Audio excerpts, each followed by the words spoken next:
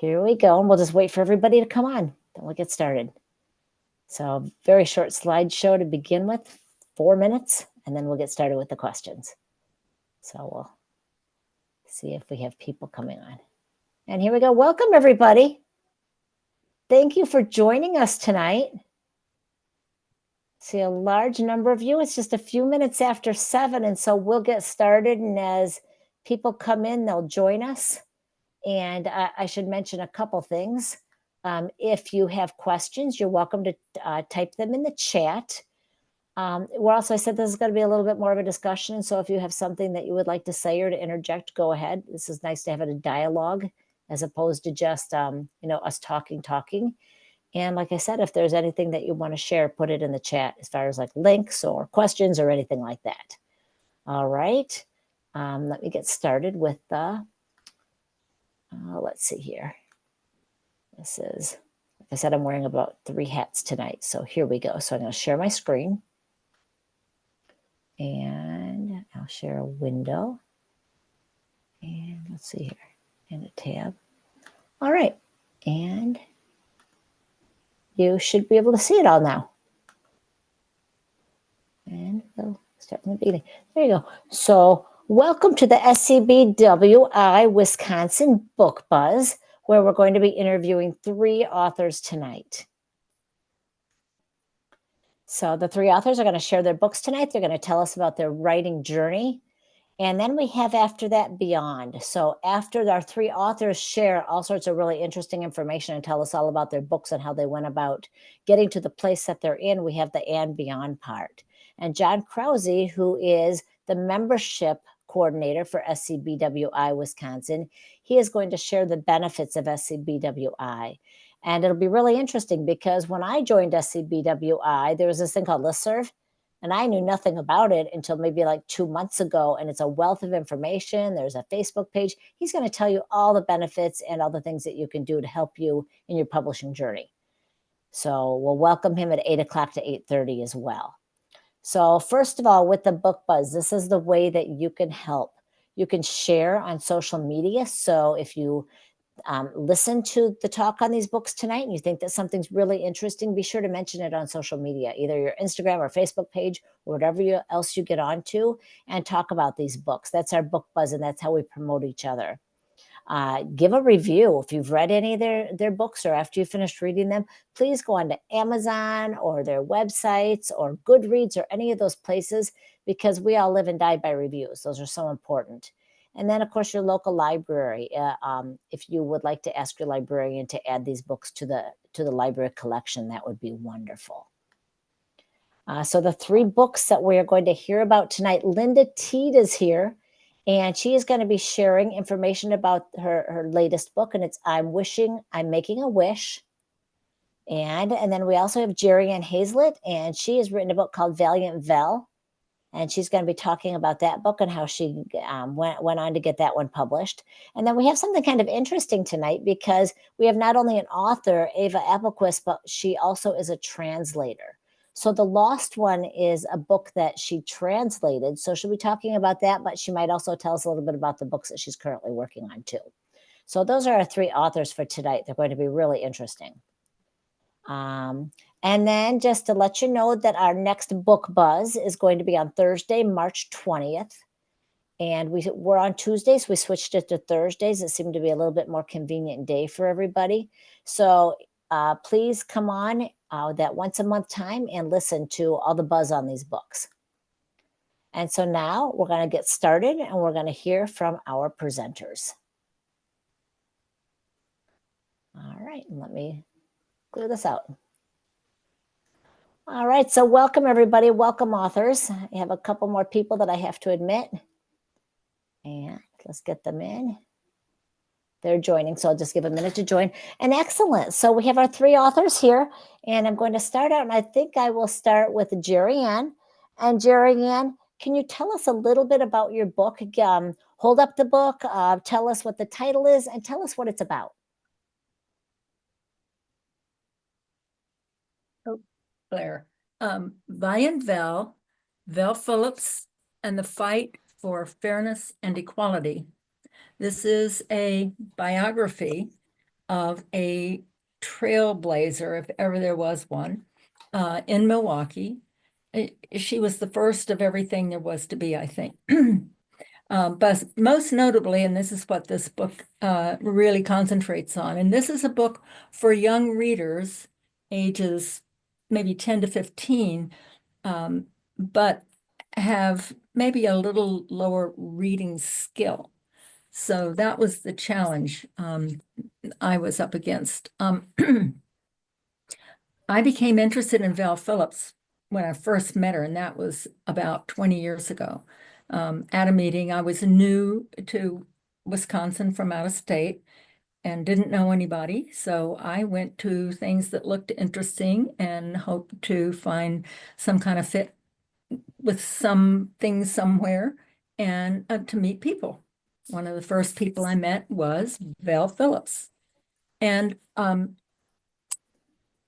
she sat next to me. It was a roundtable discussions, it was like a peace symposium. And she said, I'm Val Phillips. What's your name? And I told her, and then she asked me more questions. And when the meeting was over and I left, I was thinking, what an interesting person she was. But then it dawned on me, she didn't say anything about herself. She was interested in me and the other people at the table. I wanted to know more about her. I started looking for anything that was written about her. I'm sorry if my phone dings. My husband will call me on my phone if he needs me for anything, so I have to leave it on. Well, we completely understand. So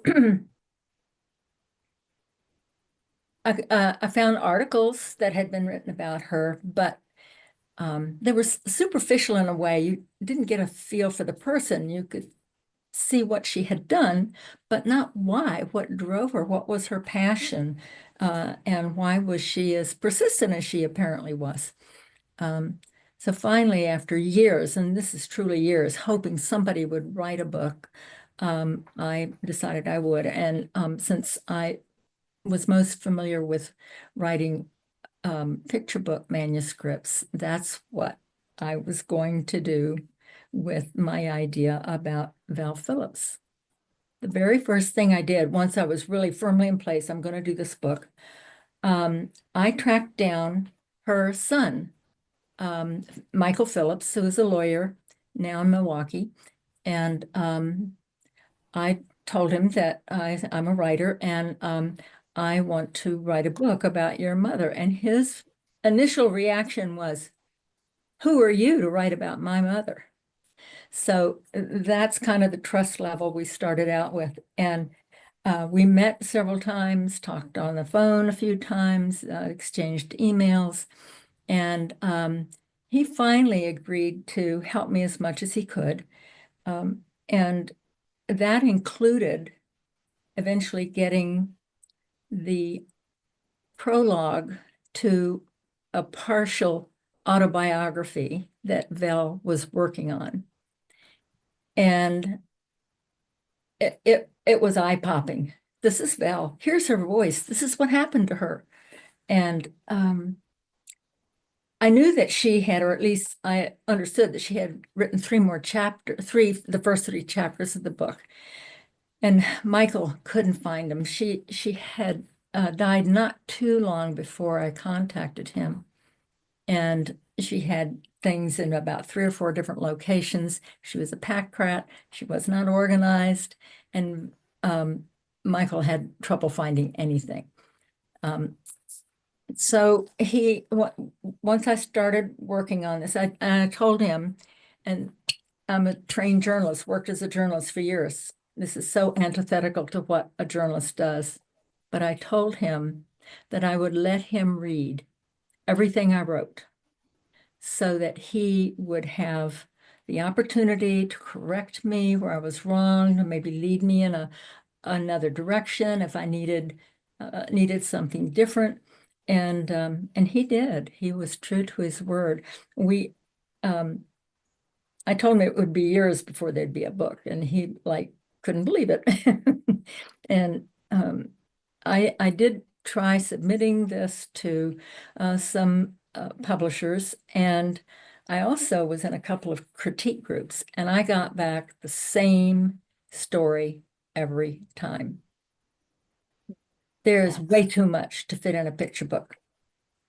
And that will be very interesting to hear, because one of the questions that we'll be leading into is, how did you get your book published, and and what kind of changes did you have to make? So that's excellent. I'm so glad that you started it out there.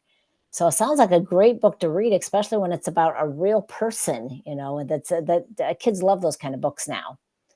All right, should we move on to Ava and tell us a little bit about your book, and give us a little bit of a description of it? And thank you, Jerianne. Yes. Unmute yourself, Ava. You're muted right now. That's good, because you couldn't hear me coughing. Oh, My voice is going. But The Lost Ones is a middle grade novel, and it takes place in Stockholm in 1880s. And it kind of just fell in my lap. I was asked to translate this book by somebody on Amazon, actually. And we may think what we want about Amazon, and we all have ideas about them, but they are amazing to work with as editors. So this book was, it's about a 12-year-old girl named Micah Moonwind who befriends a detective, Hoff, and the two of them together, she's an orphan, the two of them together negotiate the streets of Stockholm in the 1880s. And there's quite a lot of poverty and darkness, and they're investigating some very gruesome murders. I was a little bit surprised that this is for 9 to 12-year-olds, but it is amazing. These books are amazing. It's a trilogy, and I only translated the third one because the original translator had a baby, I think. So I just got that one, and it is one of the best plotted books I've seen.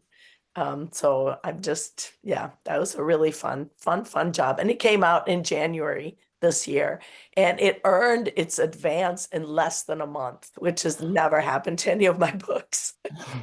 that's very hard to do, isn't it? Yeah. So. Excellent. Well, that sounds good. It'll be good to hear more of the journey about how you translated, and also about what you're currently writing as well. Linda, tell us a little bit about your book. I'm going to hold this sweet little book up one more time. It's called I'm Making a Wish. This is a book that was written a couple of years ago. This is my 6th picture book. I'm really, really blessed with beautiful illustrators who help me, and wonderful people on my team who just help and support me. But this, I think, by far is the sweetest book in terms of the meaning of it for myself. So I like to share the story of this little girl who happens to be me, who rides in her grandfather's car. These two love each other without speaking to each other. They hear each other's hearts. So me and my grandfather loved being together, and we loved saying absolutely nothing, but just smiling and enjoying the time together. And he used to take me on car rides to go do grandma's errands. And so years pass, and the little girl grows up, and she meets a man with the same name as her grandfather. So that's me meeting my husband. And he had the same name, and he also was like a carbon copy of my grandfather, who enjoyed riding in the car and just making memories, sometimes not saying anything, just enjoying the scenery and going to a spot and just being together. And we ended up having 3 children and the kids. So this is the story of me moving from a child with my grandfather to an adult with my husband, and then filling the car with our children, who then take the same ride in the same car and experience time together. And that's truly what this book is about time spent together. I think it's so applicable for this time in our lives, when all of us are so incredibly busy that we can't spend any time together. I only have 10 minutes and I can't, but it amazes me when I did my book launch that I had people that stayed for hours with this book launch, just talking and reminiscing. And I think there's such a need for that. So the book is really about time spent together. I have to mention my incredible illustrator, Erin Richardson, who's an SCBWI Rocky Mountains. She's a member in Colorado. And when I approached her to do the pictures, I would never in a million years have thought, in my mind as a writer, you think you're in the car, just riding along. Erin took it to the next level. Her pictures are absolutely amazingly watercolorful, beautiful. Is that a word? She is just so incredibly amazing. So she brought the story really to life. I also have to add that because this is a tribute book for my husband who passed away a year ago, and my grandfather, obviously, who's no longer with me either. It's such a beautiful book for just anyone who loves those memories. It also has a QR code in the back of it, and if you scan the QR code, I recorded the story in a recording studio, which was my first attempt at doing something different. And then, if that wasn't good enough, I was in a band and I played with different people, and I know a lot of different musicians. And I have some really close friends, one who plays acoustic guitar, and my beautiful Lisa, who sings. I sing harmony with her in our church. And I asked if they would do a little jingle for this song because it's very repetitive. And so if you scan the QR code, you not only will hear me reading the story, but you'll also hear Tom and Lisa Meitzner singing their jingle in this recording studio. Should buy it just for that reason, just to hear their beautiful voices. It's amazing. What a great idea. Something that's so different that sets your book apart. I mean, that's really a great idea. Excellent. All right, we'll move on to the next question. And this time I'll start with Ava. And this question is, what is the highlight of your writing career? I'm so glad you asked. I've had a couple of really good years. And I was writing and translating for more than 20 years, almost my whole adult life. But 2023, a middle grade novel that I wrote in Swedish won the best mystery for children and young adults in Sweden. So I got to travel there and take to the award ceremony, and that was really fun. And last year, a book that I translated won the Prince Honor, and that was kind of a big deal. The author and I both got to go to the ALA and give award speeches in front of all these scary people. and I also got a 1-month stipend to go to Sweden. They paid for my trip, the Swedish Authors Guild, to write my next book, which I did in April last year. So I've had some really good years, just the last few years. And before that, nothing happened. Nothing and nothing and nothing. Wow. So just to clarify a little bit, you said that you actually wrote your books in Swedish? Yeah. Yeah, so I grew up in Sweden, and I see that Susie's here, Susie Apps. Hi. And she went to high school. I went to her high school as an exchange student. Excellent. So, which is funny. And we haven't seen each other since. Oh my gosh, is that neat? How neat is that? So why did you decide to write your book in Swedish instead of in English? Yeah, so actually I did write the book I did write it in English at first, and I wasn't successful selling it, and I rewrote it to a Swedish setting. So it's kind of like a new book, and then I sold it right away, and it became the best mystery in Sweden. So I still haven't sold it in English. I don't know yeah. Isn't that funny? All right, so we'll move on to you, Jerianne. Tell us a little bit about what's the highlight of your writing career. This book. Is it?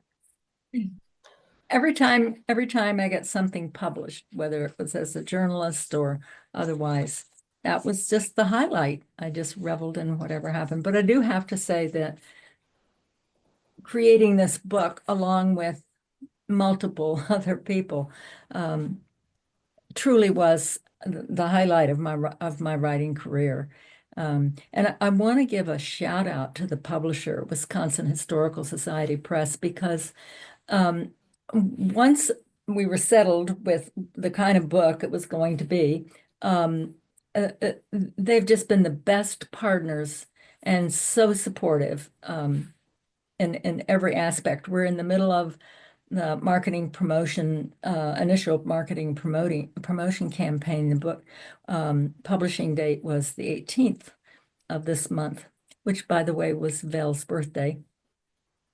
And boy, the marketing team has just been fabulous. So they, so I had it out here so I could pull it out real quick. They created these bookmarks, two-sided bookmarks. And this, I have to tell you, features a lot of the illustrations, or two of the illustrations that the artist did for the book. Aaron Boyd, who is a very prolific a children's book illustrator. He did the illustrations for the book, and then we used historical photographs for other art. Yes, truly creating this book is the highlight of my writing life. It's a good thing I got it done. Well, it'll be interesting in just a little bit to hear your next project, because this one sounds like it was quite an endeavor. And Linda, tell us a little bit about the highlight of your writing career. Well, I have self-published 6 books in 4 years. So that in and of itself just is such a miracle. But I think the miracle and the highlight is that my husband was diagnosed with cancer, and I was alone without him as he was battling cancer. He was in the hospital for 2 months.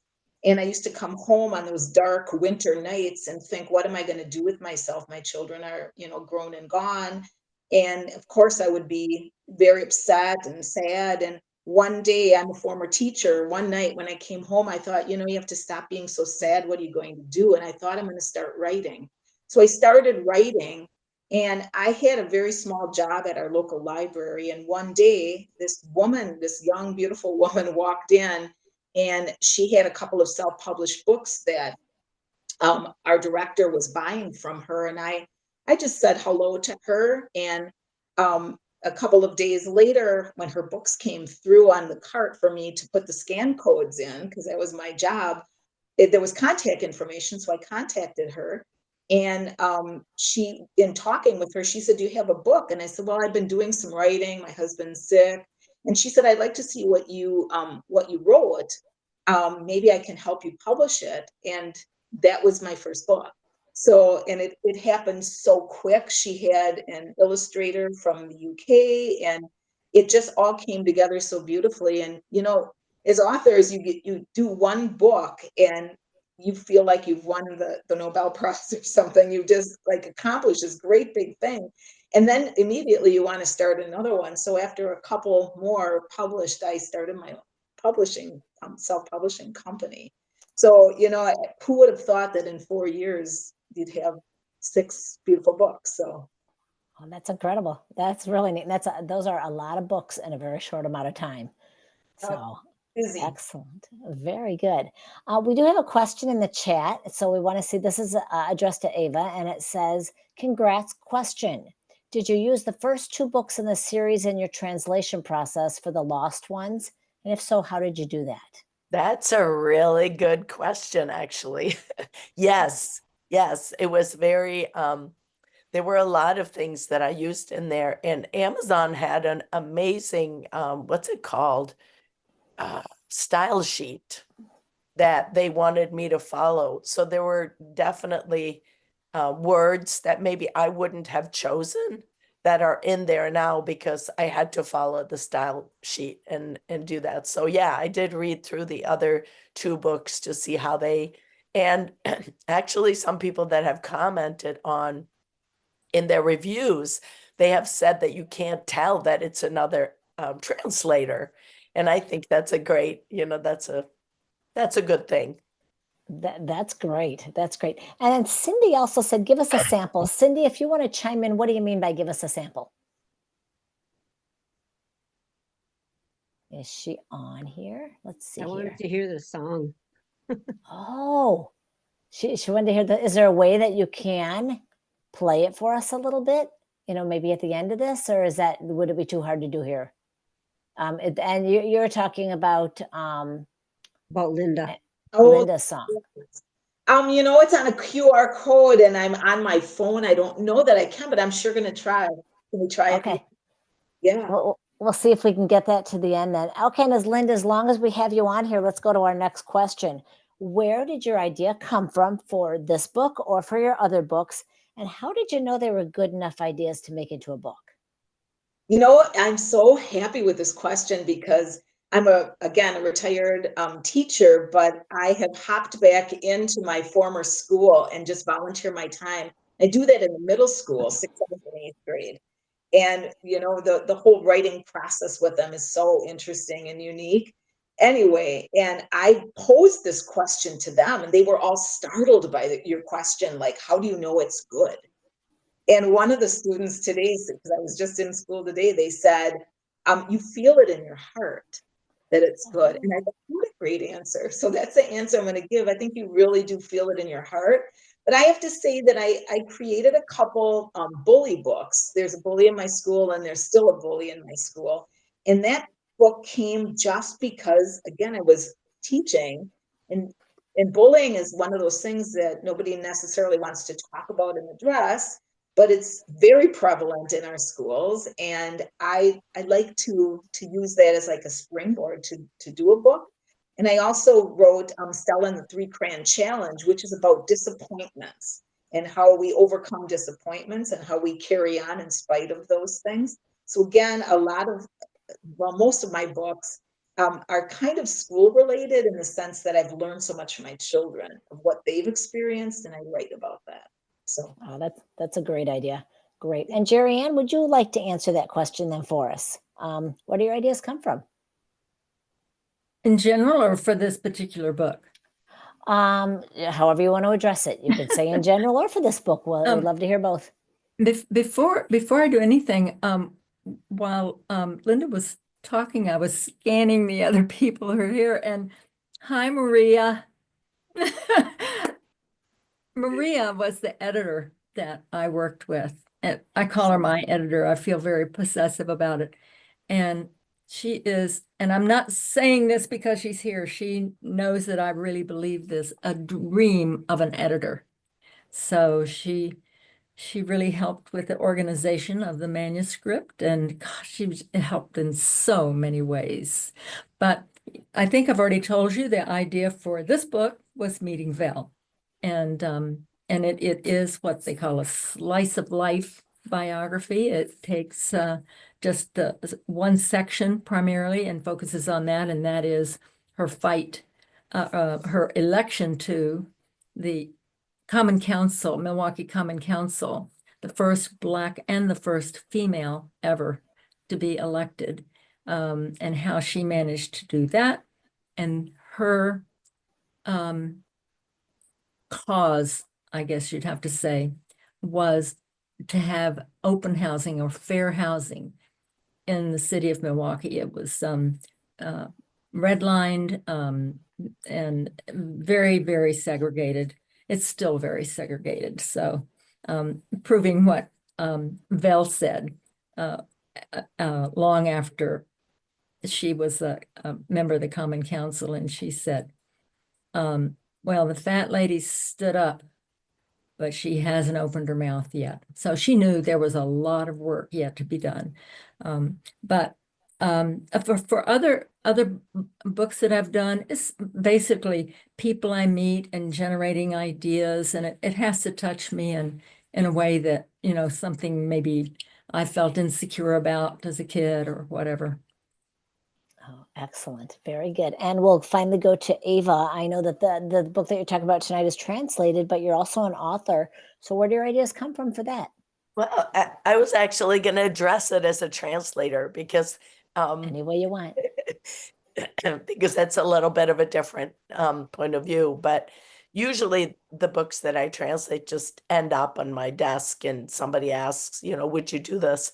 But this book, the one that won the Prince Honor, Fire from the Sky, I had read in Swedish and I just loved it. And I had read for Arthur Levine, who was then at Scholastic for many years. And then when he had his own imprint, and then, now with Levine Carrito, and I said, I know what you like. I know you will love this book.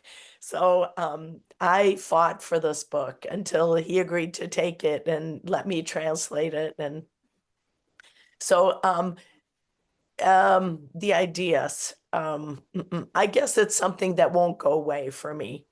It's ideas just come all the time, and some stick. And it's the same with books that I read that I want to translate. It's, there's many, many, many, but there's some that just won't go away. And so I just pursue it. And then I, try to get it, I pitch them like I would my own books, but it's easier because it isn't your own book. That's excellent. That's very good. Yes. So it's so interesting to hear how everybody comes up with ideas. I know that I've run into so many authors that are former teachers. And I don't know if that's just like a path that we go on, that we retire, or that we move on to somewhere else and start writing. But I'm wondering how many ideas come from your students. If you're a former teacher, just kind of to think about that, because the book I'm currently working on, it stemmed from a student, which is really neat. All right, we'll go on to our next question. Let's see here. Let's start with Jerianne on this one. And tell us a little bit about your writing life. When do you write? How do you write? Where do you write? Anything like that. It is all over the map. I used to have a time that I write, and that's, I must say, since moving to Wisconsin and not having a day job, so to speak. So I would block out hours in the morning. My husband would sleep later, and so I could do that without guilt. I used to just write longhand, but switched to mostly the computer. Although I will have to say, in drafting the manuscript for Valiant Veil, the majority of it was longhand, and that is because the majority of it I wrote in hospital rooms, because my husband had just a series of health crises, and some were nearly fatal. And so I stuck with him every minute I could be in the hospital room with him. I was, but I couldn't just sit there. So I had a pad of paper and some of my research materials and so forth. But I'm not wedded to longhand or computer. And my hours now are whenever I can sneak any time in. Oh, excellent. Very good. Yes, it sounds like you and Linda have a little bit in common there with your writing. So we'll go to you next, Linda. Tell us a little bit about your writing life and how and where and when you write.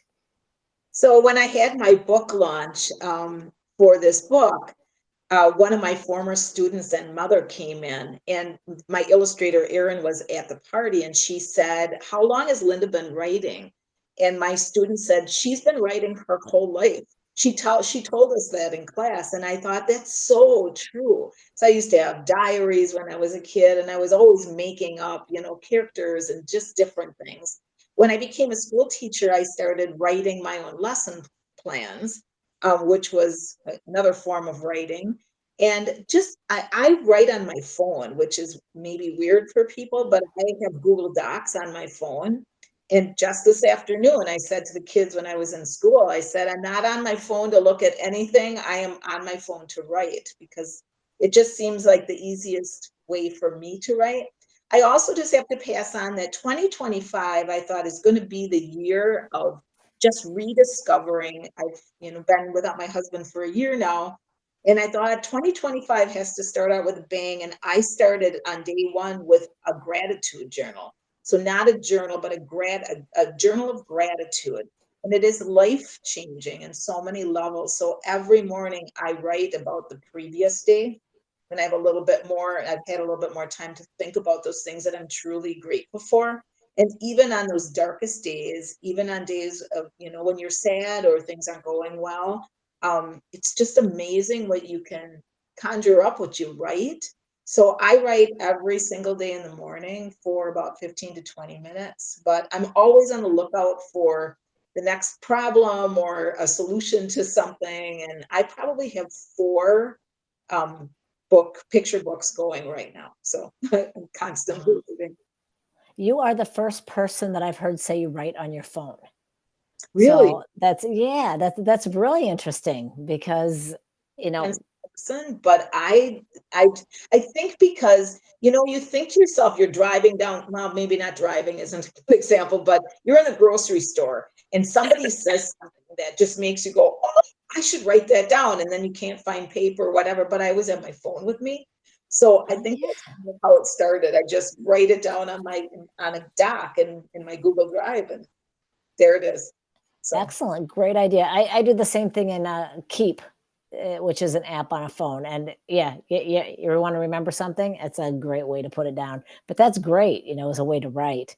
And let's finish up with this question with you, Ava. Tell us a little bit about your writing life. Mm. Well, I get up early usually and sit at the kitchen table. And my partner and I live with his mother who has dementia. So we have a lot of caring responsibilities.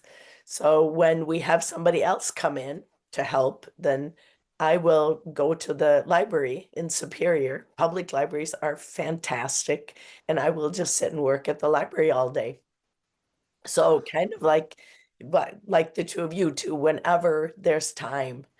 I just I try to work in the morning before people get up, but that's not always successful either.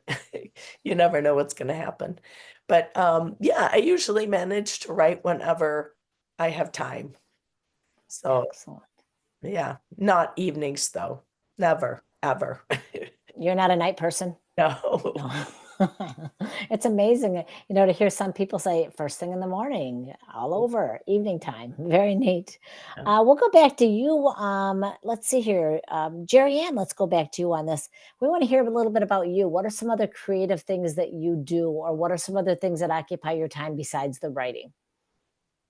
Oh, that's a terrible question. Yeah, but I'm gonna tell Linda, no, writing at night, not good. But there were times during the past 3 years that I had something going, writing when I was at the hospital. I had to come home, so I would get something to eat, and I'd get my tablet of paper, and I would write on a little bit more. And one night I woke up. I was sitting at the table. There's my tablet of paper, pen still in hand, and a line that went from partial word across the page.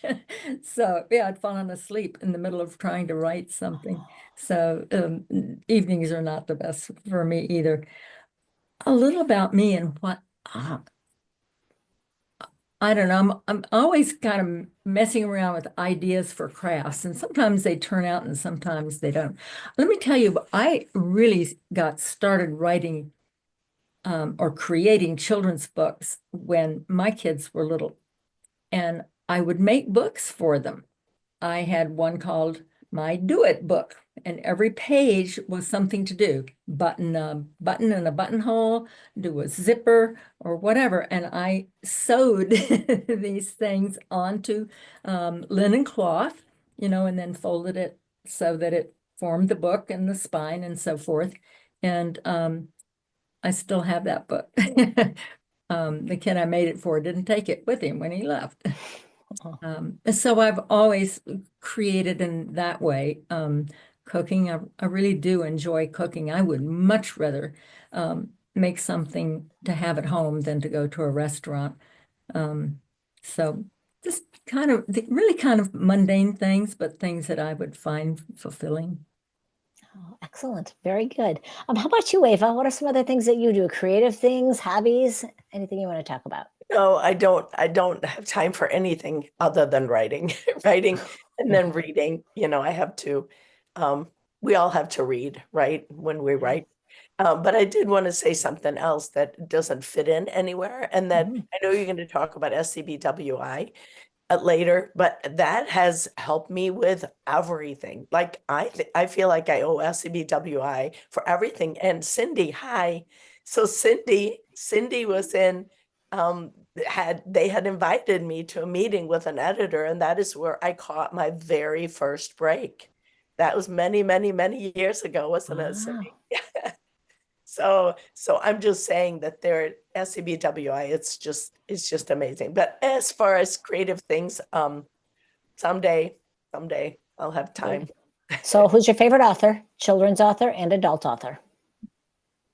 Mine? Are you asking me? Yes. So children's author, it's gonna have to be Katie Camillo. I just can't ever get over her. Adult author. I don't, there's just so many, and I might have to choose a Swede. Okay. Have you read Kristen Loveron's daughter? See, what's her name? You guys know Kristen Loveron's daughter is a Norwegian. Oh, now I can't. Sigrid Undset, is it? Okay. I don't know. I'll have to look her up. Yeah, Okay. it's very hard to think of a favorite. Oh, look at that. What's her name? Did somebody help you out in the chat? Yeah.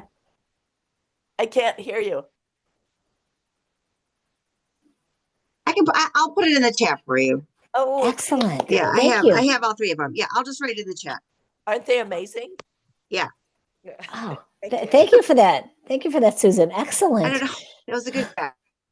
Great. And Linda, tell us a little bit about your creative endeavors or hobbies or the things that you do besides writing.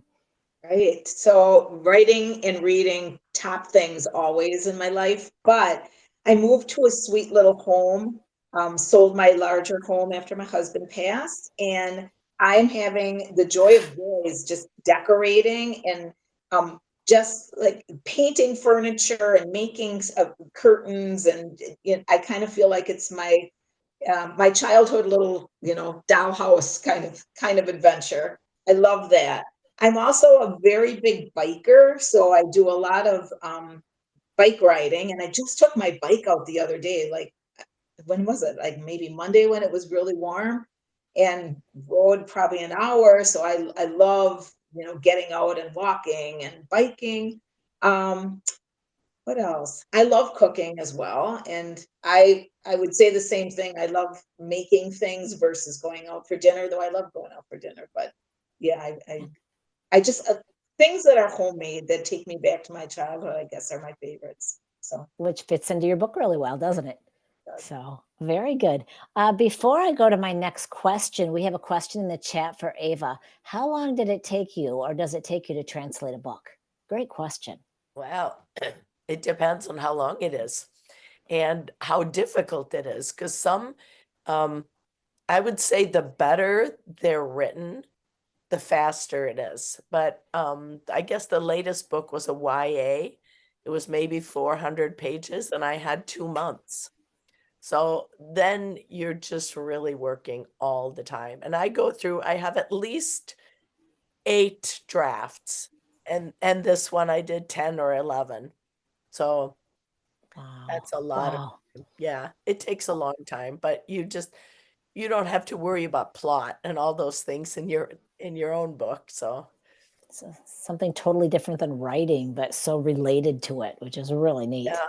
Well, Yeah. as long as we have you on, this is one of my favorite questions because everybody has a different answer and everybody has such great ideas, and I write them down and it's like, oh my gosh, I have to remember to do this and this. And the question is do you have marketing advice for everybody? So you want me to start? Yes. Yeah. Go ahead. Marketing advice, either to how you sell your books, how you promote your books, anything like that. So actually, I have found that books that I translate are much easier for me to market. It is really easy for me to put them on Facebook and Instagram and brag them up and talk them up and do, I haven't done any school talks, but I've done a lot of talks and groups about the books that I translate.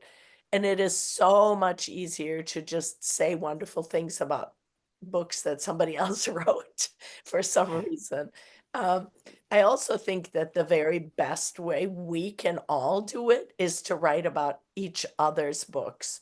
when they come out, you post about somebody else's book if you've read, like you said, when you first started, is buy the books or write a review about the books or get your library to buy a book. I guess we can help each other with marketing. I'm not very good at marketing personally, but It's such a hard thing, isn't it? Such a hard thing. Linda, do you have anything to add to that? What advice do you have for marketing? Well, again, the social media piece is very important. And I love the fact that as authors, we can also support each other. So going to other author events, book launches, or if a bookstore has a local author, go in and help them. But I always come prepared. So I learned from my book launches that when I would put the event on Facebook and I would say, are you coming? Are you not coming? A lot of people would never respond one way or the other. And so I got on Canva one day and I made like postcards that were free to design and to print, and I printed them on cardstock at my local library and cut them out, and I have them in my purse. And I did that so every time I would run into somebody like at the grocery store, I would say, "Hey, are you coming to my book launch?" "Oh, I didn't know that there was one." I always had like a postcard that they could put on the refrigerator or then carry around. And so now obviously the party's no more, but I still have them in my purse. And when somebody would ask me, I wouldn't just go out and say, "Hey, I'm an author." But if somebody ever asked me about the books, I can not only just talk about them, but I can give them a sample. So, and it's been nice doing it that way. That is a great idea. Really good idea. And let's see here, Jerianne, what can you add to it? Marketing advice from you. Have your book published by the Wisconsin Historical Society Press. Those people are just amazing. I had been keeping a list of ways to market my book before it was ever even really close to being a book.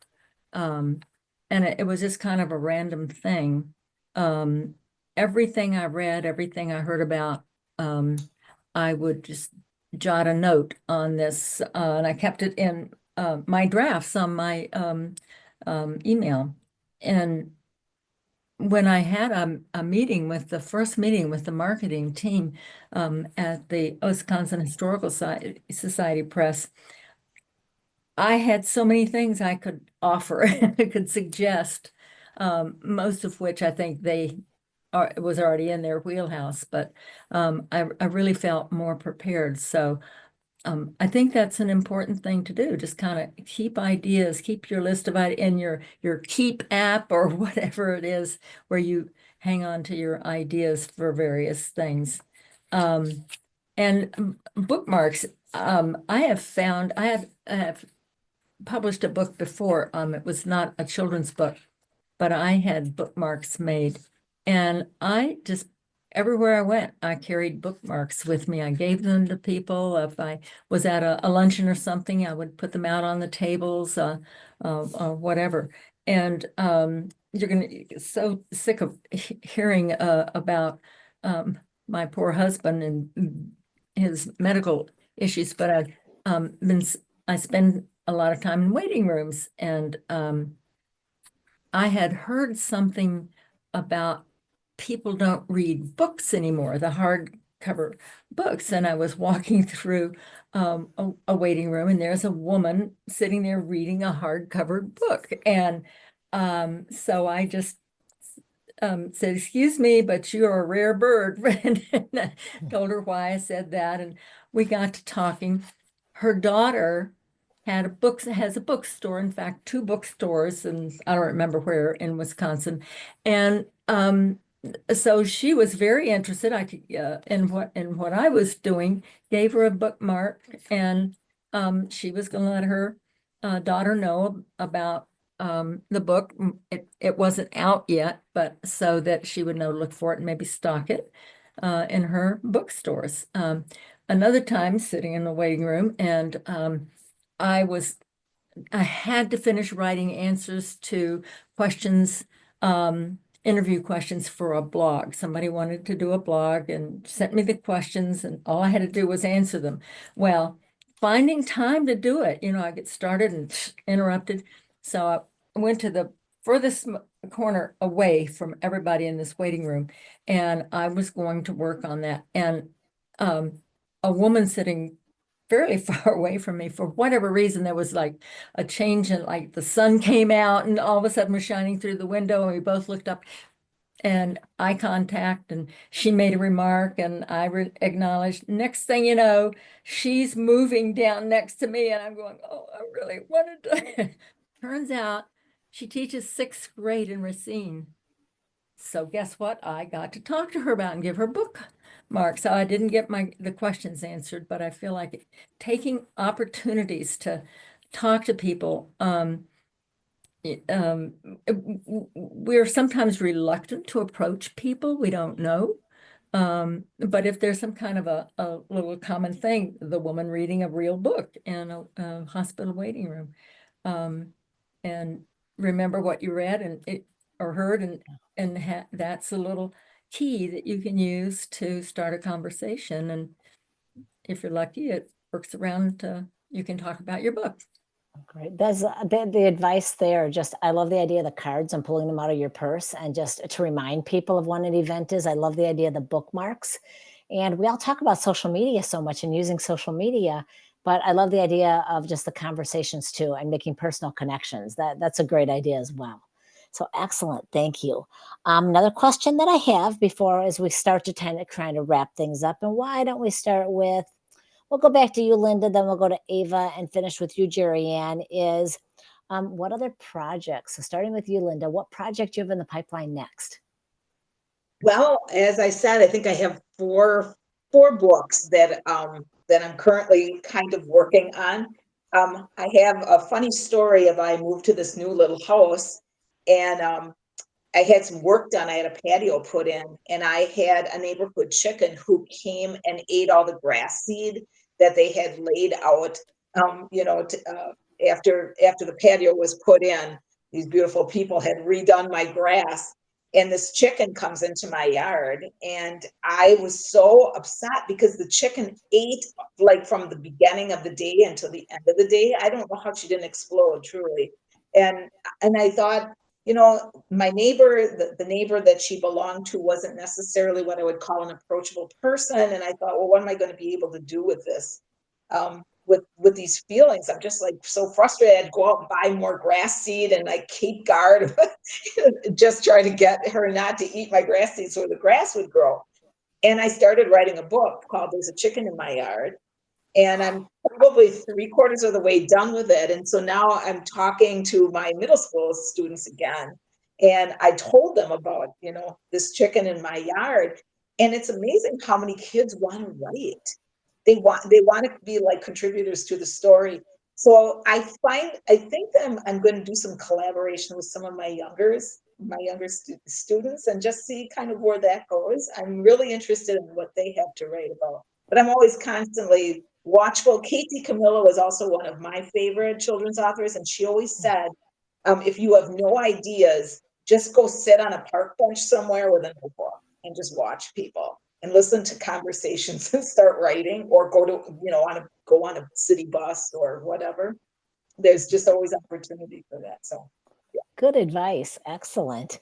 Let's see here. Ava, how about you? What ideas or what projects do you have in the pipeline right now?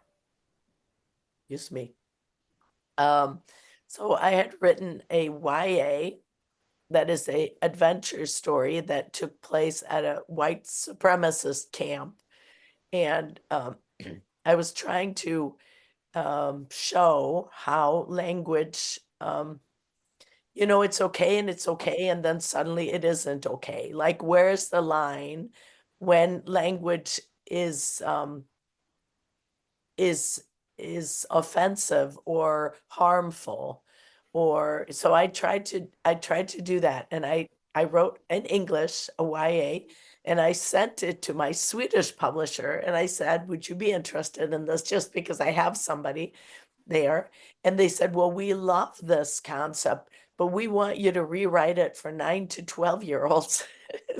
I'm like, you white supremacist camp for 9 to 12-year-olds. I'm not really sure how to do that, but I have written a first draft, but I'm really stuck on it. I'm really, it's difficult for me to know, uh, when I can use really bad language and when it feels, I don't know. I just don't, I mean, I don't like to use it, but to make a point, so I talked to when I was in Sweden on my writing month, I did interview some people that worked for the government with hate projects, hate groups.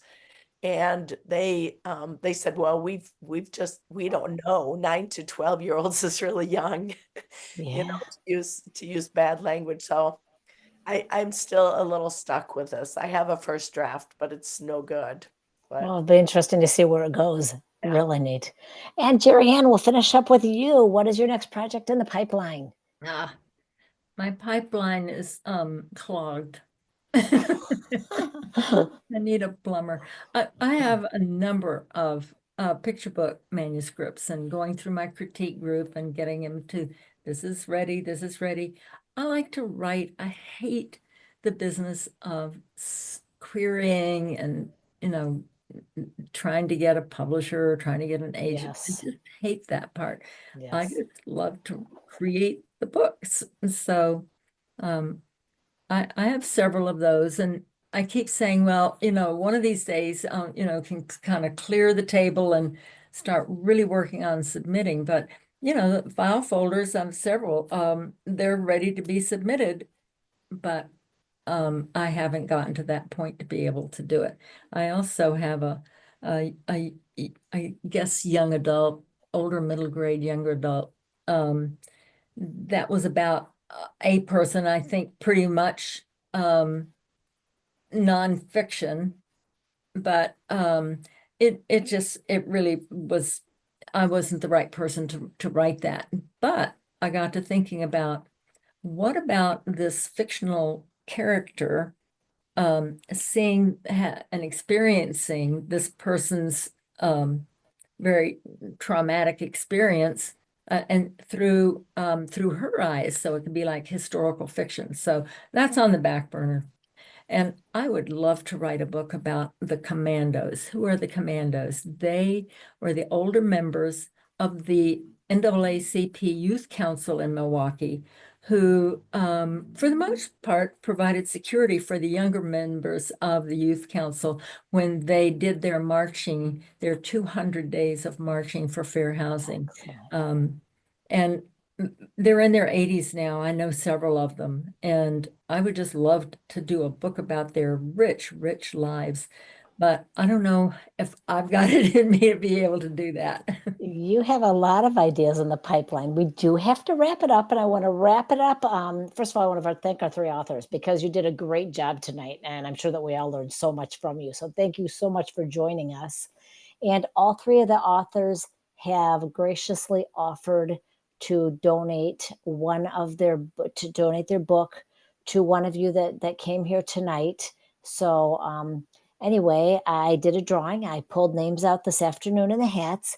And let me tell the names of the winners. And those winners, I'm just posting right now in the chat my email. If you have won a book, send me your address and I'll pass it on to one of our three authors tonight.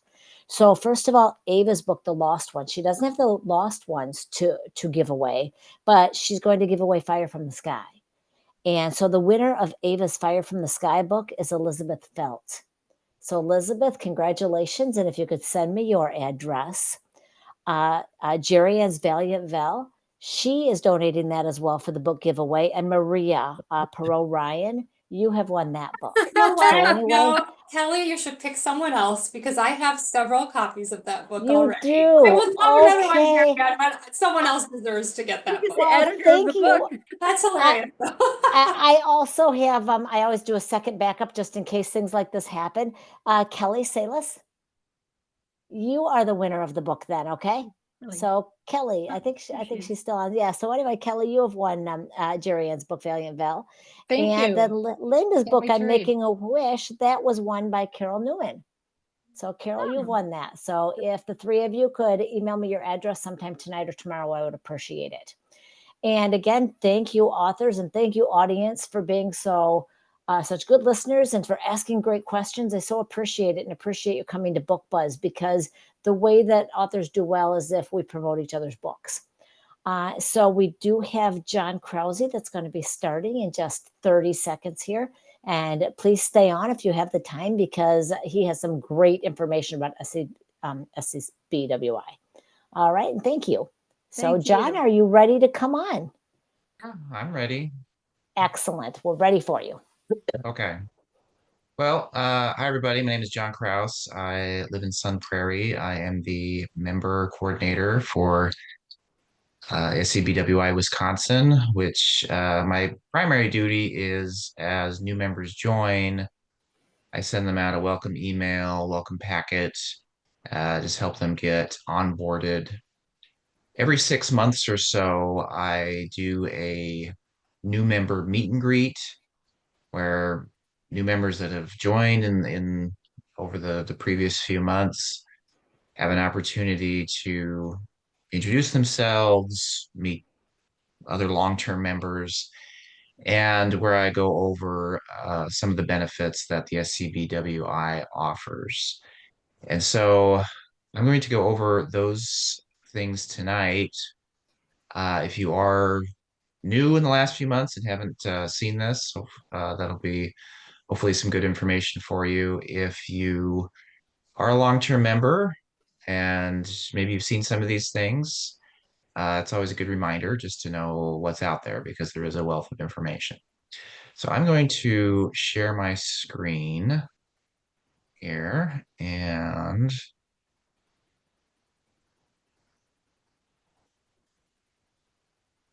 screen share is loading. Okay. Does that come up for everybody? Yes. Yeah. Okay.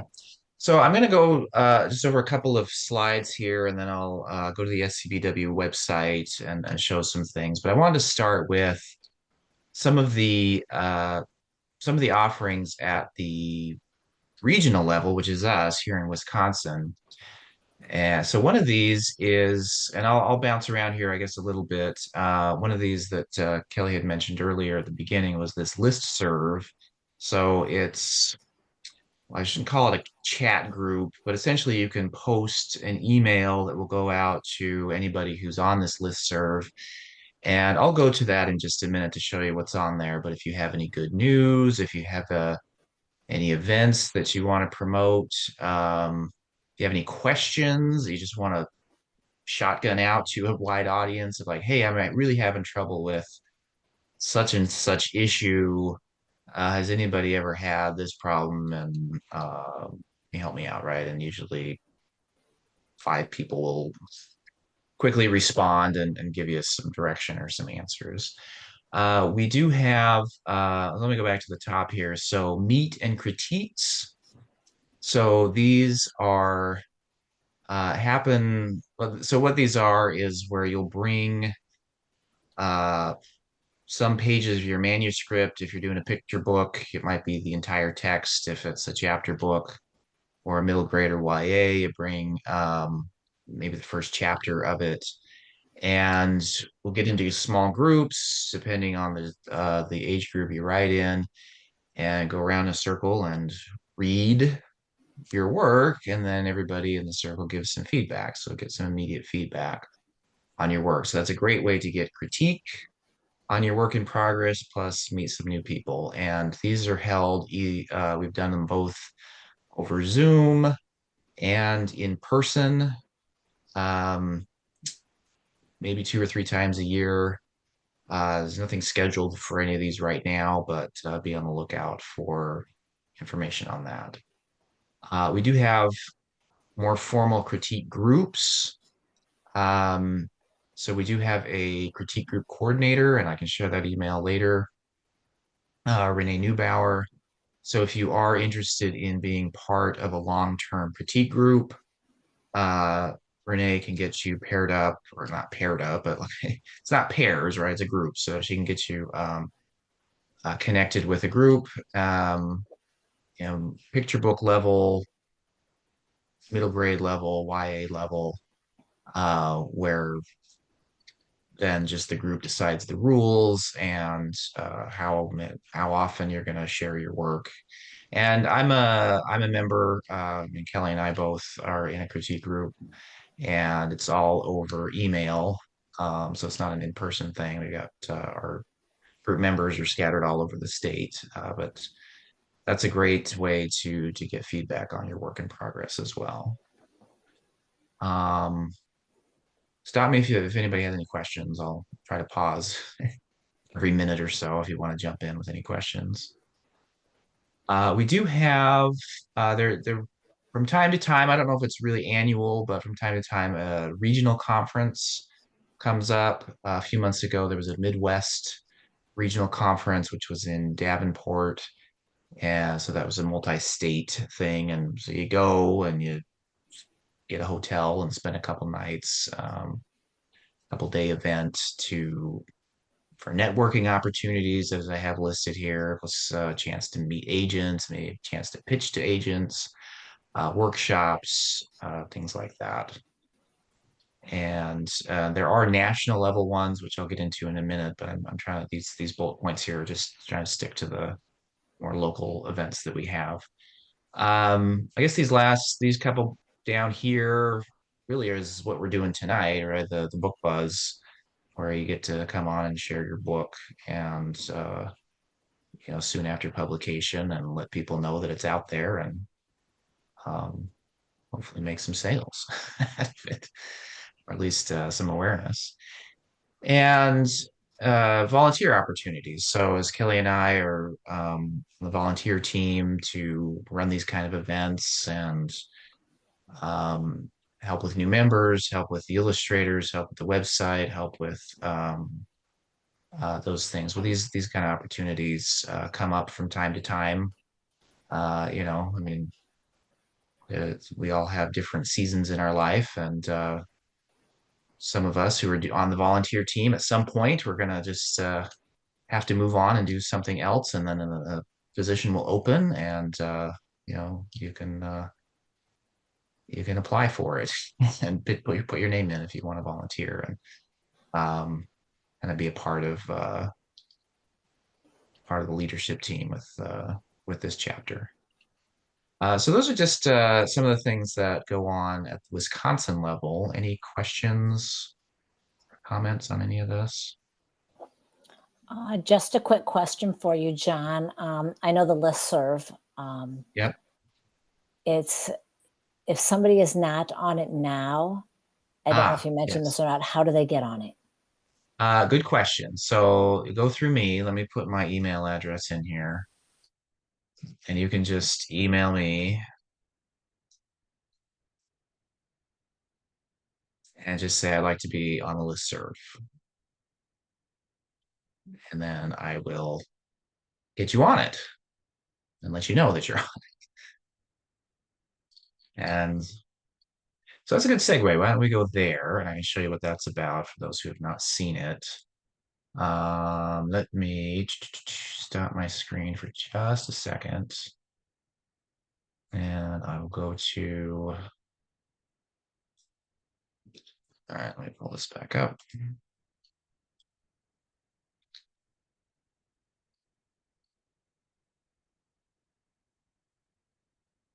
All right, it's coming up. All right, can folks see that?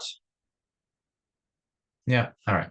So this is what it looks like. As you can see, 264 members. So it's an email address that you will send an email to. I don't think you can directly post on this website. You just create an email to this, but then it will post here. So as you can see, these are the kind of things that get posted. So tonight's event, this book buzz, that Kelly had sent out to those on this list to remind those. Valiant book events that Jerianne had. So we've got an illustrator critique. Well, I guess this is over, but more of these will be coming up. So when you get on this, I mean, certainly there's a long history here. So you can go back, I guess, as far as these lists go. But you can see what types of things get posted, and if when you get on, I'll send out a document that'll have some posting guidelines as well. Um, so this is what the listserv looks like. As you can see, that's a big group that you can get your message out to. Well, while I'm here, I guess I don't need to go back to my slide necessarily, since really I was just going to come over here to the SCBWI website to talk about things at the national level. So if you haven't been out here, I mean, I guess you must have come out here at least once to register, sign up for the SCBWI, but scbwi.org. I would recommend, if you haven't spent any time out here, to spend some time and browse through and see what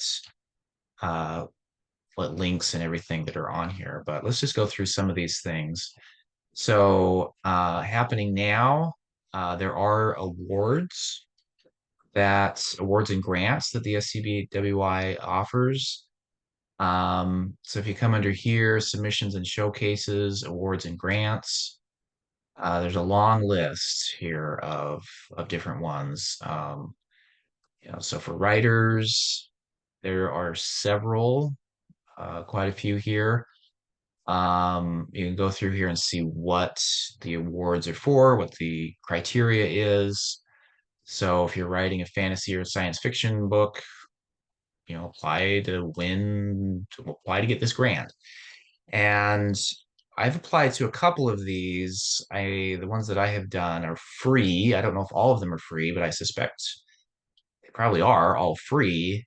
So, especially when it comes to awards, some of the awards you might see cost money just to enter into them. So why not, at least if it's free, why not just at least try to win an award? You never know. You never know if you're going to win it or not. Let's see here. So if you're independently published, there are a couple of awards and grants for that. I know there's one that's just opening up Saturday. It's this Work in Progress Award. So submissions are open March 1st throughout the whole month of March. So you can take a look at this, if you fit this eligibility criteria. Book writers and illustrators for a specific project, not under contract. So it's pretty broad here, but there's going to be an award for the picture book, chapter book, young adult, nonfiction. So that's coming up right now. I've got a month to fill this out, just go through the eligibility and submission guidelines. There's no cost. Doesn't look like there's any cost to apply. Who knows? You might win it. I talked about national conferences. So I think, let's see, there was a regional a national conference in, I think it was in New York City this year. I think it's over with now. I don't know if it's still going on, the winter conference. Oh yeah, February 22nd. So that's over, but I think there's maybe 2 of these a year, a winter one and a fall one.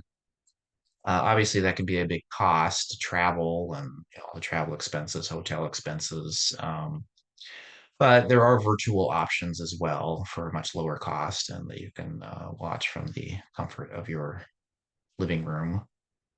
And I don't know, has anybody attended any one of these big national or regional conferences? Do they want to say what it's about and your experience? Has anybody gone to one of these ever? No. Oh, here, I used to go to all of the Wisconsin ones Okay. for many, many, many years, and they were fabulous. It was just such a good place to meet other writers that I don't think there's been one for a few years, right? Well, like I said, there was the regional one that was in Davenport, Iowa, Right. just a Yeah. few months ago. Wisconsin specific, yeah, I don't think there's been Uh, one, unless Kelly or Maria, I know you've been with the group for a while, but Kelly Salis, she said that she's been to the New York one. If Kelly, you want to talk about that a little bit? Yeah, I can just briefly say this was my first year going to the New York conference. I had just been going to the national like SCBWI online conferences for the last few years since I joined. And I really enjoyed my time in New York. It was wonderful.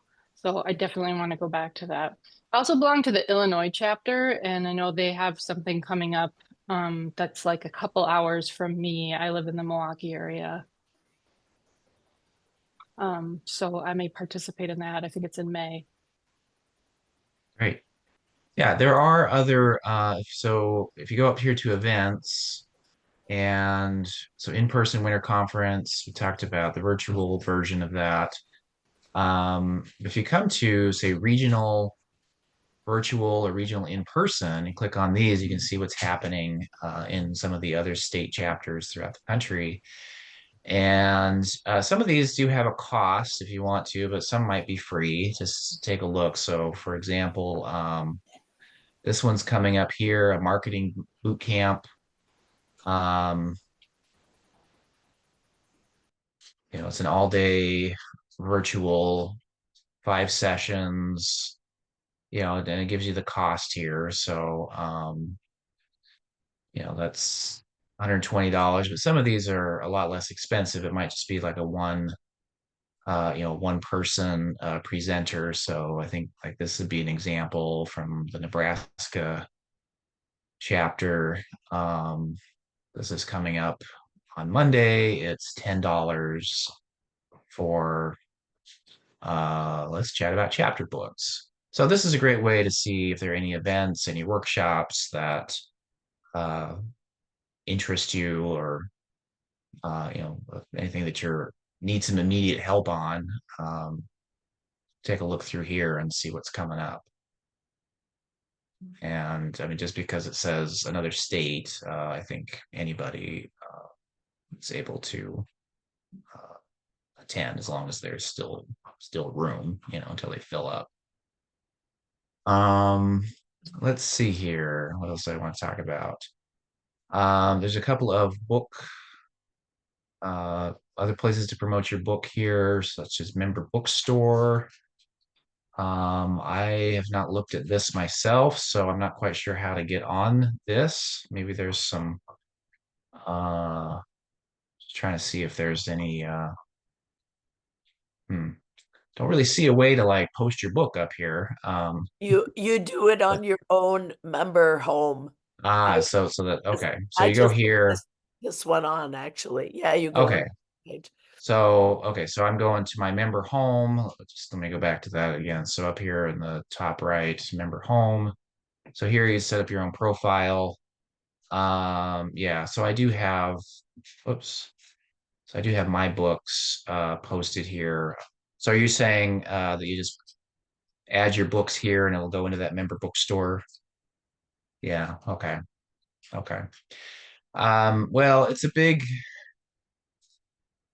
obviously, as you can see, there's 5,000 pages of this. So your book could quickly get buried in this. But during the holiday season, in December, there is a book stop. This is something that started just a couple years ago.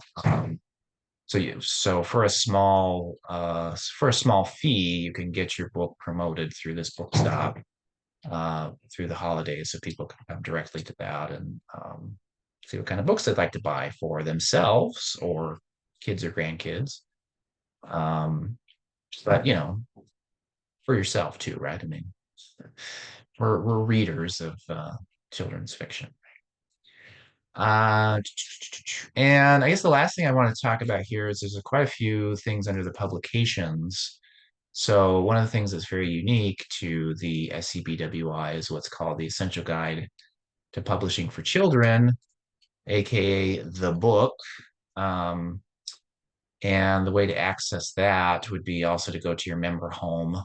Since they don't want everybody accessing this, you do need to be a paid member to get it. You can come to my resources and it will be listed close to the top here. So the Essential Guide to Publishing for Children. And then you can download this, and it's, I don't know, like 600 pages long of a wealth of information on how to get your book published. So anyway, there's lots to see here on the website. So take some time and browse around. One last thing that I'll mention here is what's called Can Do Tech. And so the SCBWI does have a partnership with them, and you can get some free lessons on technology related topics. So here's just some that are coming up. I guess these ones are over, but you can go back and watch some of these. I guess they're recorded. So how to use Spotify, how to use Alexa. Now, I'm not quite sure how some of these may relate to book marketing.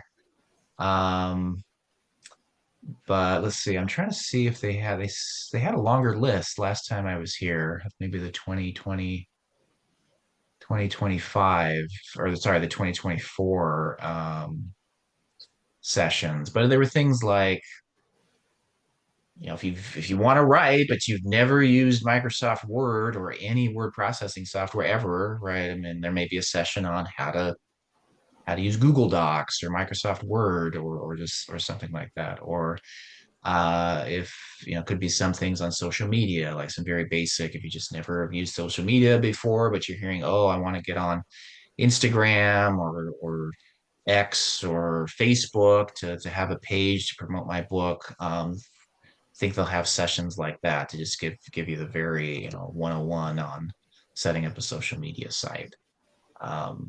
So if you need some help with technological things, this is a free thing that you can go to with your SCBWI membership. So that's what I want to go over. Well, that's pretty quick, but just some highlights. You covered a lot of information, John. Yeah. So that was great. That's exactly what we were looking for. Yeah. So anyway, thanks so much. I really appreciate you getting on tonight and telling us a little bit more about some of these resources that we forget about. You see them when you first join, and then you completely forget about them. Yeah. So that's great. So thank you, everybody, for coming. Thanks to John for presenting, and thanks to our authors. We really appreciate you all being on tonight, and wishing you all a good night. Okay. Thank you, Kelly. Bye.